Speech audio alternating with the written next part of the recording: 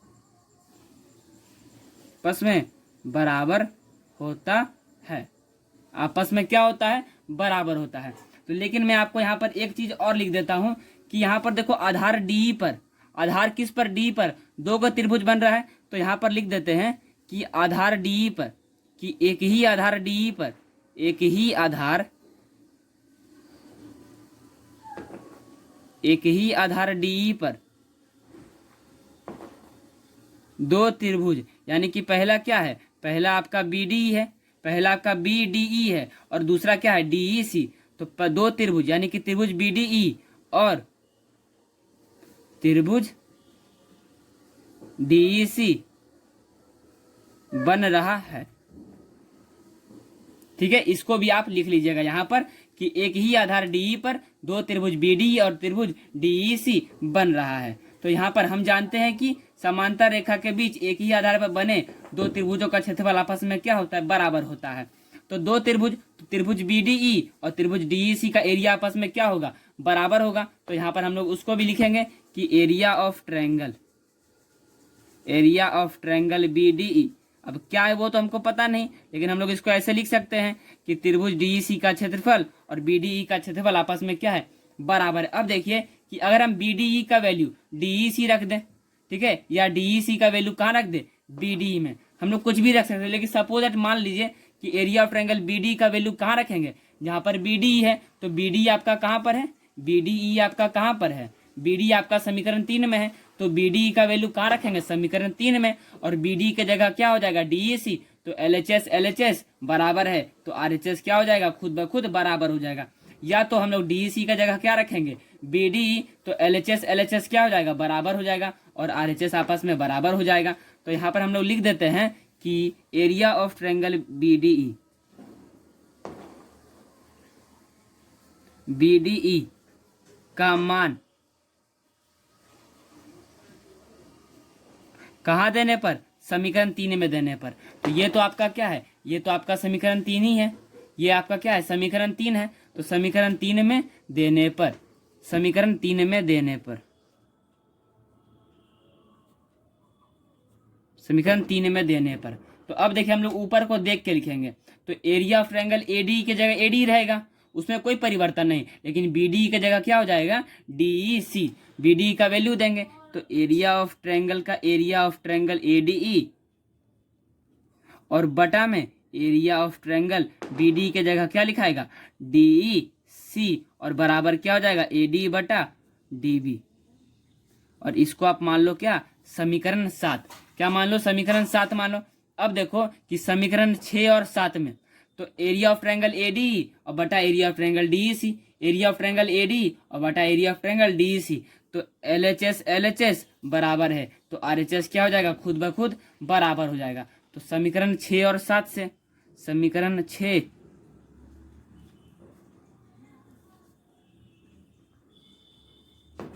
6 और कहाँ से, 7 से, तो एल एच एस बराबर है, तो आर एच एस क्या हो जाएगा, खुद ब खुद बराबर हो जाएगा। तो ए डी बटा डी बी और बराबर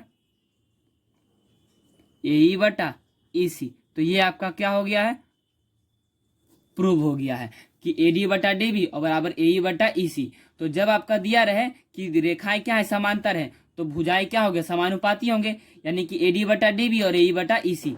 तो यहाँ पर आपका ये थेल्स थ्योरम प्रूव हो गया है। तो यहाँ पर आपका ये वीडियो समाप्त होता है। तो अगर आपको वीडियो अच्छा लगा हो तो वीडियो को लाइक कर दीजिएगा, शेयर कर दीजिएगा, और चैनल पर नया हो तो चैनल को सब्सक्राइब करके बेल आइकन को प्रेस कर लीजिएगा, क्योंकि हर आने वाले वीडियो का नोटिफिकेशन आपको समय समय पर मिलता रहे।